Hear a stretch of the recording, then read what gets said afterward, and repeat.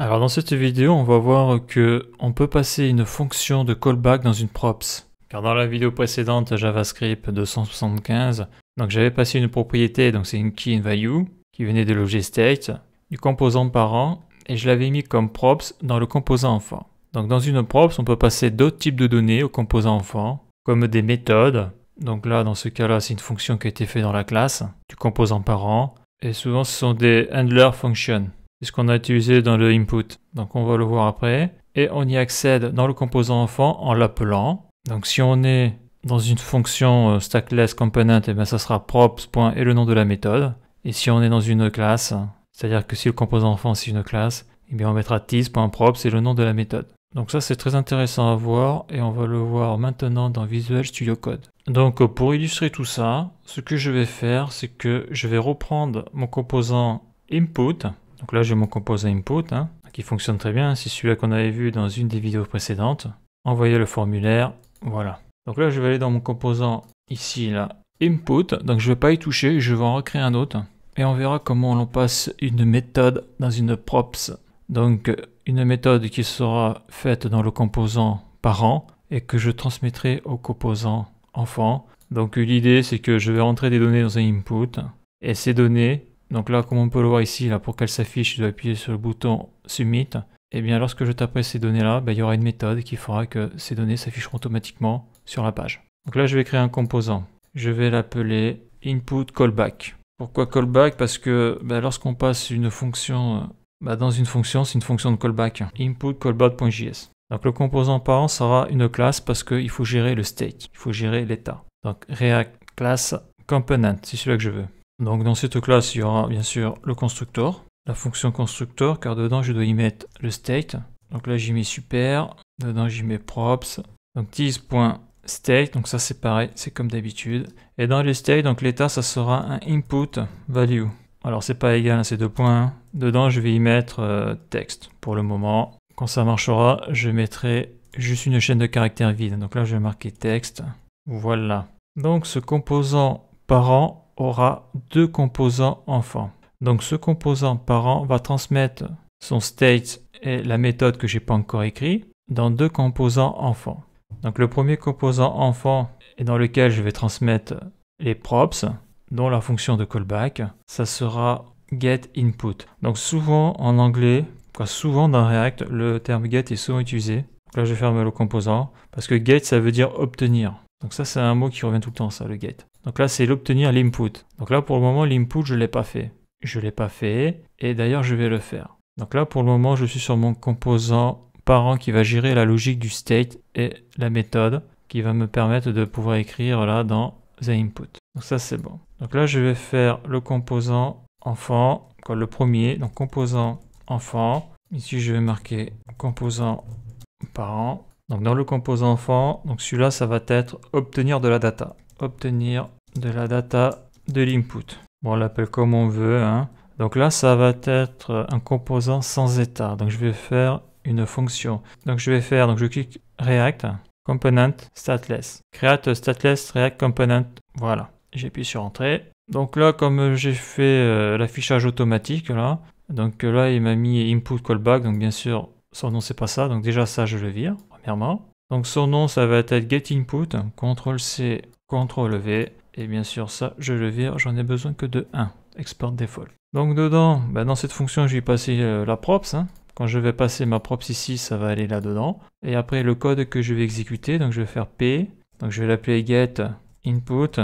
Donc dedans, je vais écrire que ça veut dire obtenir input. Donc là, jusqu'ici, tout va bien. Et après, je vais y mettre input. Voilà. Ça, je ferme. Donc ça, après, je ferme la balise. Et dans l'input, comme on l'avait vu dans les vidéos où je traitais de l'input, on va déjà y mettre la value, premièrement. Donc déjà, même avant de faire ça, je vais faire en sorte que ça s'affiche sur la page web.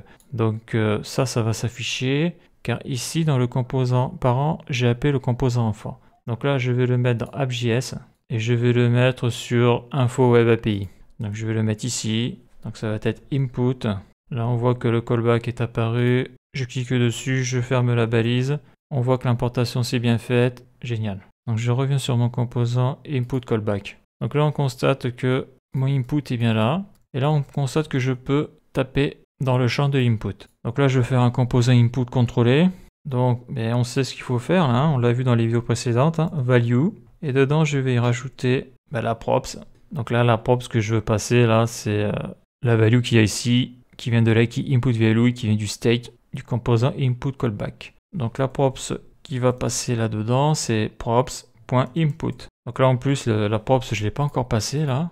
Donc je vais la passer maintenant, donc ça va être input égale, j'ouvre, je ferme les accolades, donc tease, parce qu'on est dans une classe, tease.state.input value. Donc est-ce que ça marche mon truc? Donc oui, ça marche, il m'a affiché texte. Donc ça marche. Donc là, le texte, maintenant, je vais le virer parce que je constate que ça fonctionne. Voilà. Donc maintenant, il va falloir que quand je tape dans le champ, ça m'appelle la méthode handleChange. Donc maintenant, il faut que j'écrive la méthode handleChange que l'on a vu sur la vidéo de l'input et le composant contrôlé. Donc là, c'est handleChange. Donc handle, c'est manipuler et handler, c'est le gestionnaire. Donc là, quand je me mets dans le champ, là, maintenant, je peux plus écrire. Donc là, je fais ni la méthode. Donc handleChange. Donc dedans, là, quand je l'appellerai là, par le biais du composant enfant getInput, donc j'y passe dedans l'event. Donc après, pour modifier le state, donc c'est tease.setState.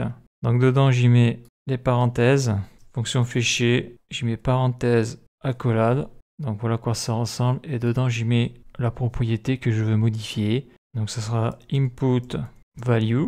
Et donc dedans, je vais y mettre event.target.value. Donc ça, c'est ce que je tape là-dedans. Donc là, il me dit qu'il y a un souci. Donc déjà, la méthode, j'utilise le tease.setState, il faut que je la bind dans le constructeur. Donc je vais la mettre ici. Donc tease.handleChange égale tease.handleChange.bind. Je bind avec le tease. Donc ça, c'est bon. Donc là, je me remets ici. Si je tape, il y a une erreur. Voilà, il me dit que vous fournissez une valeur de props à un champ sans le onChange. Donc il me dit que handler, donc c'est le gestionnaire, j'ai oublié de mettre le onChange. Donc j'ai pas oublié. Hein. Donc là, théoriquement, quand je me mets dessus, il se passe rien parce que pour que ça fonctionne, il faut que j'appelle la méthode handleChange. Donc là, je suis donc dans mon composant là, enfant. Dans le composant enfant, j'ai mis le input. Et pour que ça fonctionne, il faut que je lui transmette la méthode handleChange, donc c'est une fonction, hein, et je vais lui transmettre par le biais d'une props. Donc le composant enfant ici, dedans je vais lui transmettre la props. Donc ça va être handle, ça c'est son nom, handleChange. Et après je lui mets la méthode, donc c'est tease.handleChange. Donc ça c'est la key, ça c'est la value, et là la value c'est une fonction. Donc ça je vais le mettre ici, parce que là il y a une erreur pour y voir plus clair. J'ai bien mis mon getInput, input, tease.state.inputValue, handleChange, qui est ici. Donc j'ai bien tease.handleChange, la méthode est bind. Donc là j'ai toujours l'erreur, il me dit toujours que le handChange n'est pas présent, donc c'est normal, parce que là je suis dans le composant parent. J'appelle ici là, le composant enfant, dans laquelle je lui ai transmis la première props qui est là le input avec la valeur du state qu'il y a ici de input value. Et après je lui passe une deuxième props dans laquelle je lui transmets donc la key handleChange et je lui transmets la fonction, la méthode handleChange justement pour que la mise à jour puisse se faire quand je tape au clavier dans le champ de l'input. Donc là je vais chercher la deuxième props et donc dans le input là, donc j'avais mis la value. Maintenant il me manque le handChange égale, et là je vais chercher là, le props car la méthode la passe dans le composant enfant par le biais de cette propriété là. Donc props. Et le nom c'est handleChange. Est-ce que ça fonctionne? Il n'y a plus d'erreur, super. Donc là si je tape, eh bien on voit que ça fonctionne. On voit qu'il n'y a pas d'erreur. Super. Donc là maintenant ce que je veux faire, c'est créer un autre composant enfant pour que lorsque je tape dans le input là, que les données saisies s'affichent sur une ligne de texte sur la page web. Et donc je vais appeler ça le renderInput. Donc là je vais créer un React Stateless Component, RSC, tab. Comme je ne gère pas d'état, j'ai pas besoin d'utiliser de classe. Ça je supprime. D'ailleurs je vais mettre un petit commentaire. Afficher le contenu de l'input. Donc je vais appeler ça renderInput. Donc dedans je vais y passer une props. Donc ça c'est pareil, ça sera passé là dans le composant lorsque je le rappelais. Donc ce que je vais faire, donc ça return, moi je peux laisser la div. Donc le renderInput, voilà, je vais le laisser comme ça. Là j'actualise, ça j'en ai pas besoin du deuxième export default. Donc là ce que j'ai besoin là, donc déjà je vais l'afficher ce composant. Donc là j'ai mon getInput qui s'arrête là. Là je vais appeler l'autre qui s'appelle render. input, je ferme, est-ce que ça marche? Donc le render input, le texte s'affiche bien. Donc maintenant ce que je veux, moi, c'est afficher ce qu'il y a dans l'input. Donc ce qu'il y a dans l'input, c'est ce qu'il y a dans le state input value, parce que le state à chaque fois je le mets à jour. Donc là, je vais mettre ici, je vais appeler ça input égal, et dedans je vais lui mettre, donc c'est le tease.state.input value. Donc je vais chercher la valeur qu'il y a dans le state ici. Là. Donc ça c'est bon. Et donc dans mon composant enfant render input, je lui passe une props qui est cette propriété là. Et donc la clé c'est input, la value c'est tease.state.inputValue. Donc maintenant je vais utiliser ces données ici. Donc cette propriété là va aller là-dedans. Et après donc je vais afficher la valeur. Donc accolade. Et donc après je vais chercher dans la props, dans l'objet props. Je vais chercher la key input. Et ça devrait m'afficher la value tease.state.inputValue. Donc si je marque tmetlardi, eh bien on voit que ça s'affiche. Donc depuis mon composant parent, je vais transmettre sur deux composants enfants différentes props. Dans le premier composant enfant getInput, je vais lui transmettre deux props, donc de la data, donc le truc classique. Donc avec une key input et la value qui est tease.state.inputValue, et je lui transmets une méthode, la méthode endChange qui permet justement de pouvoir détecter que je tape sur le clavier et ça permet de mettre à jour le state. Et après, j'appelle un autre composant enfant et dedans, je lui mets ce qu'il y a dans le state, donc la key input et la value tease.state.inputValue.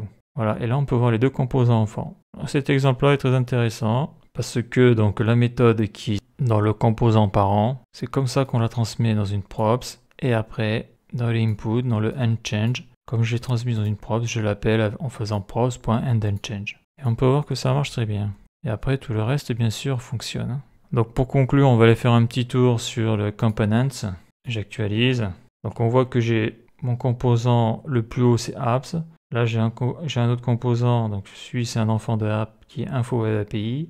Donc on voit que dedans il y a un composant enfant. Donc là je suis sur input callback, on voit que dedans il y a deux composants enfants. Donc si je me mets comme ça, voilà ce que j'ai au niveau du props et du state. Si je tape quelque chose là-dedans, on voit que le state du composant input callback se met à jour. C'est ce que j'ai tapé ici. Et dans getInput, on voit que dans les props, je transmets une méthode et de la donnée. Et dans le render input, je transmets que de la donnée. Voilà, et là j'ai le header. Donc voilà pour cette vidéo et la suite dans le prochain épisode.